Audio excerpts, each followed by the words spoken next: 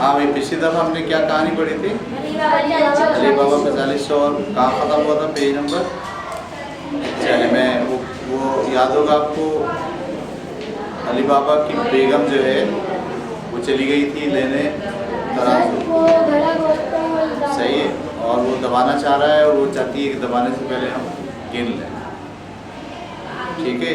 वो तराजू उसने वापस किया और वापस करके क्या कहा था? तुम्हारा बहुत बहुत शुक्रिया, सही है। तो अली बाबा की बीवी के जाते ही कासिम की बीवी ने जल्दी से तराजू को उलट कर देखा तो एक पलड़े के नीचे अशरफी चिपकी हुई थी।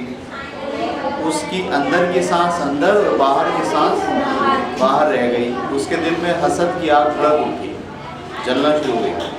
कहने लगी, हाय, ये मैं क्या देख रही हूँ? अली बाबा के पास इतना माल है कि तोलने की ज़रूरत पड़ गई। उस बदबख्त को इतनी अशरफियाँ मिली कहाँ से? जैसा कि पहले जिक्र हुआ, जब अली बाबा की बीवी तराजू मांगने आई थी तो कासिम घर पर ना था। वो दुकान बढ़ाकर शाम होने के बाद घर आता था। दुकान बढ़ाकर तो मतलब दुकान बंद कर। कासिम की बीवी के लिए जो पेट की हल्की थी, पेट की हल्की का मतलब उससे वो बात बर्दाश्त नहीं हुई। पेट की हल्की थी, इंतज़ार करना अजाब हो गया। दिल में ये कहती थी कि जल्द रात का अंधेरा हो और वो कासिम को सारा माजरा सुनाए। उसे यकीन था कि जितनी हैरत उसे हुई थी उससे कहीं ज़्यादा कासिम पर क़यामत गुजरेगी। उसकी नज़र दरवाजे पर जमी हुई थी। जैसे ही कासिम की सूरत नजर आई वो दौड़ी दौड़ी उसके पास पहुंची और बोली, अरे तुम समझते हो कि तुम बड़े मालदार हो, तुम्हारा ख्याल गलत है। अली बाबा के पास तुमसे कहीं ज़्यादा दौलत है। वो तुम्हारी तरह अशरफियाँ और सिक्के गिनता नहीं है, बल्कि उन्हें तोलता है, तोल कर लाता है। कासिम ने कहा, बीबी पहेलियाँ ना बुझवाओ, सही सही बताओ क्या चक्कर है? बीवी ने उसे पूरा वाक़या सुनाया कि किस तरह चालाकी से काम लेकर उसने अली बाबा और उसकी बीवी का राज मालूम कर लिया। सबूत के तौर पर कासिम को अशरफी भी दिखाई थी। वाह भाई वाह! अशरफी इतने पुराने वक्तों की थी कि उस पर जिस बादशाह का नाम लिखा था उसका कभी कासिम ने जिक्र भी ना सुना था। होना तो ये चाहिए था कि वो अपनी भाई की किस्मत के जागने पर खुशी महसूस करता कि आखिर इस बेचारे को अच्छे खाने और अच्छे पहनने को नसीब होगा, मगर कासिम अच्छा आदमी नहीं था। अली बाबा के अमीर हो जाने पर जल भुन के रह गया, सही है, जल भुन के रह गया। रात भर जैसे अंगारों पर लौटता रहा। बिस्तर में वो लेटा हुआ है रात भर, लेकिन उसको नींद नहीं आ रही। उसके दिमाग में ये चल रहा है, इसके पास आए कैसे आए कैसे। रात भर जैसे अंगारों पर लौटता रहा और पल भर के लिए भी ना सो सका। अगले दिन मुँह अंधेरे ही घर से निकल पड़ा और अली बाबा के दरवाजे पर जा धमका। जब से उसने मालदार बेवा से शादी की थी, अली बाबा को सगा भाई समझना छोड़ दिया था, बल्कि उसे भाई भी कहकर बुलाता तक नहीं था। अली बाबा दस्तक सुनकर बाहर आया तो कासिम बोला, अली बाबा,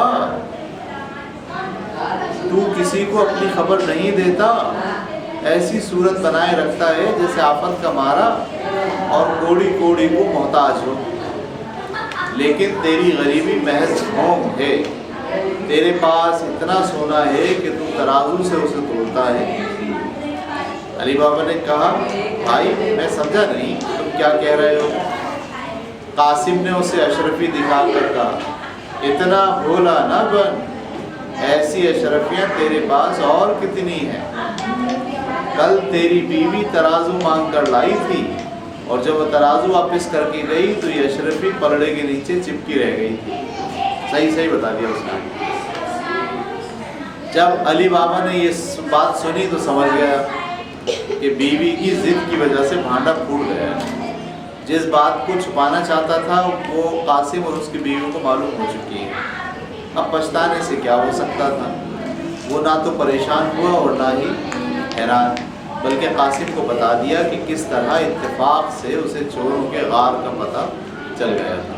اس نے یہ بھی کہا کہ قاسم اگر راز کو کسی اور پر ظاہر نہ کرے تو وہ اس کے ساتھ چوروں کے خزانے میں حصہ بٹانے کو تیار ہے.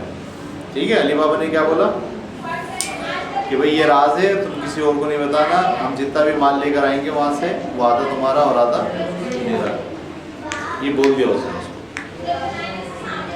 قاسم نے اکڑ کر جواب دیا، ہاں اپنا حصہ تو میں لے کر رہوں گا، یاد رکھ ٹھیک ٹھیک بتانا پڑے گا کہ غار کہاں ہے اور دروازے کو کھولنے اور بند کرنے کا طریقہ کیا ہے. تو نے کوئی بات مجھ سے چھپائی تو میں شہر کو کے حکام سے تیری شکایت کر دوں گا، پھر تیرا نقصان ہی ہوگا.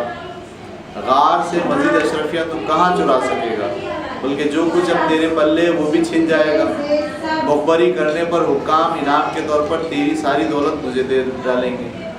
علی بابا اپنے بھائی کی ظالمانہ دھمکیوں سے تو خیر کیا ڈرتا، لیکن آدمی بھلا تھا. چنانچہ اس نے بھائی سے کوئی بات نہ چھپائی بلکہ غار کا دروازہ کھولنے اور بند کرنے کا منتر بھی اس کو بتا دیا. کیا منتر تھا؟ کھل جا سم سم اور بند ہو جا سم سم، یہ اس کا منتر ہے.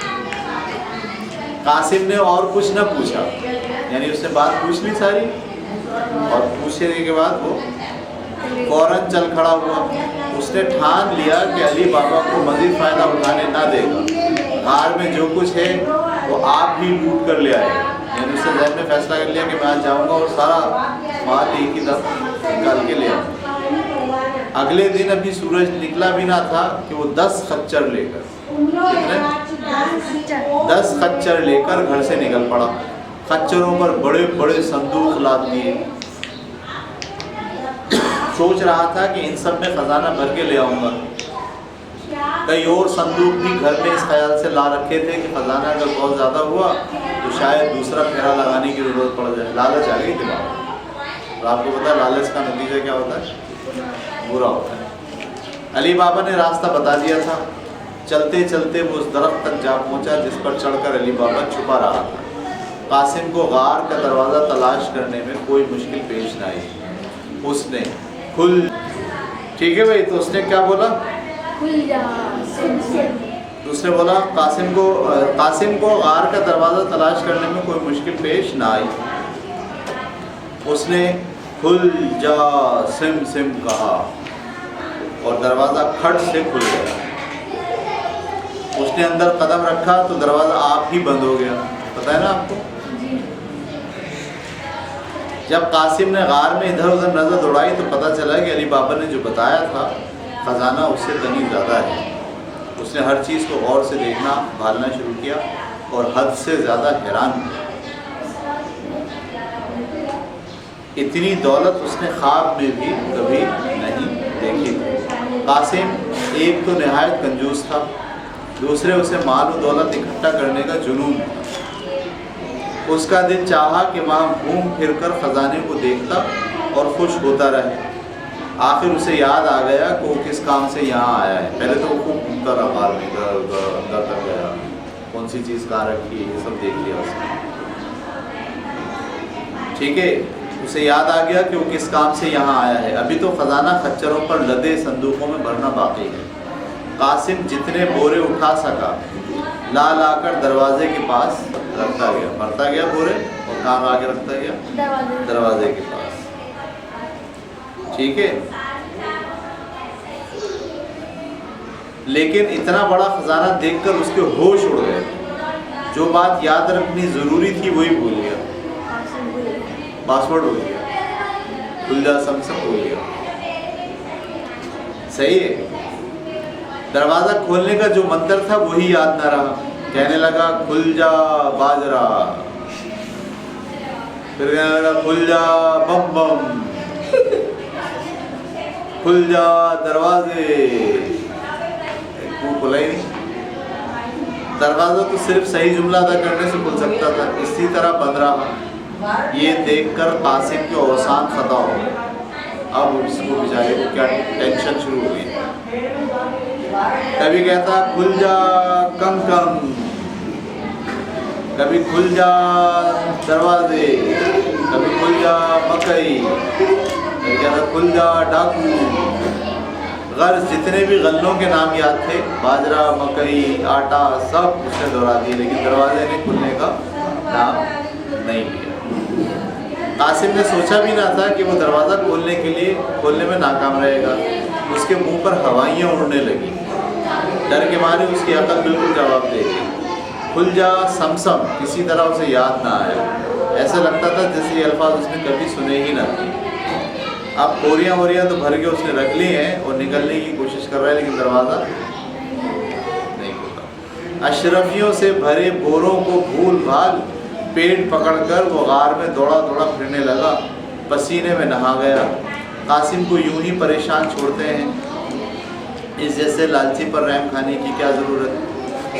اب وہ سین بدل رہے ہیں، جو مصنف ہے وہ کہہ رہا ہے اس کو چھوڑیں، اب اگلی بات سنیں۔ دوپہر کے وقت چور غار کو لوٹے، دور ہی سے انہیں خچر نظر آ گئے، بہت سارے کھڑے ہیں باہر، جن پر صندوق لدے ہوئے تھے۔ انہیں بڑا غصہ آیا اور غار کی طرف گھوڑے دوڑا کر بڑھے۔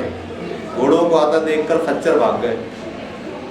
قاسم نے انہیں باندھنے کی ضرورت بھی محسوس نہ کی تھی، وہ مزے سے گھاس چر رہے تھے اور بوکھلا کر ادھر ادھر جنگل میں غائب ہو گئے۔ چوروں نے ان کا پیچھا نہ کیا، ان کے لیے زیادہ اہم یہ معلوم کرنا تھا کہ خچروں کا مالک کون ہے۔ بعض چور تو آس پاس مالک کو ڈھونڈنے نکل گئے۔ سردار باقی چوروں کو ساتھ لیے تلوار نکال کر دروازے پر آ گیا۔ اس نے کہا کھل جا سم، اور دروازہ کھل گیا۔ قاسم نے غار میں گھوڑوں کی ٹاپوں کا شور سن لیا تھا، چوروں کے بولنے چالنے کی آوازیں بھی آ رہی تھیں۔ وہ سمجھ گیا کہ اب جان بچنی مشکل ہے۔ اس نے سوچا کہ دروازہ کھلتے ہی بھاگ پڑوں گا، چاروں طرف جنگل ہے، کہیں چھپ جاؤں تو شاید چوروں کے ہاتھ نہ ہو۔ دروازہ کھلتے ہی وہ زور سے دوڑا اور ٹکر مار کر سردار کو گرا دیا، لیکن چور بہت تھے اور سب کے پاس تلواریں تھیں۔ انہوں نے جھٹ پٹ قاسم کو دبوچ لیا اور مار ڈالا۔ اس کا ہو گیا کام تمام۔ قاسم کو قتل کرنے کے بعد سردار اور چور غار میں داخل ہوئے اور دیکھا کہ دروازے کے پاس بوریوں کا ڈھیر لگا ہوا ہے۔ بوریاں انہوں نے جلدی سے اٹھا کر واپس رکھی۔ اس ہلچل میں انہیں نظر نہ آیا کہ خزانے کا کچھ حصہ غائب ہے۔ علی بابا جو مال لے گیا تھا اس کا انہیں کچھ پتہ نہ چلا۔ وہ تو یہی سوچے کہ بھئی یہی آیا تھا لینے کے لیے، یہ لے جا رہا تھا، لیکن اس افراتفری میں وہ یہ دیکھنا بھول گئے، صحیح سے ان کو سمجھ میں نہیں آیا۔ وہ سوچنے لگے کہ جس آدمی کو انہوں نے مار ڈالا ہے وہ اندر کیسے آیا؟ اگر اسے دروازہ کھولنے کا منتر آتا تھا تو وہ اندر کیوں پھنسا رہا، غار سے نکل کیوں نہیں گیا؟ یہ معمہ ان سے حل نہیں ہو سکا۔ وہ یہی سوچتے رہے یار آیا کیسے ہے، اور اگر آ گیا تھا تو پھر باہر کیوں نہیں نکلا؟ ان کو نہیں پتا کہ بھئی آیا تو تھا، اس وقت اسے یاد تھا، بعد میں لالچ میں پڑ کے وہ بھول گیا۔ ٹھیک ہے، بعض چوروں نے کہا کہ غار کی چھت میں جو روشن دان ہے یہ آدمی وہاں سے آیا ہوگا، لیکن باہر کی سیدھی چٹان پر چڑھنا اور کسی رسے کے بغیر روشن دان سے بہت اونچائی پر تھا اترنا ناممکن معلوم ہوا۔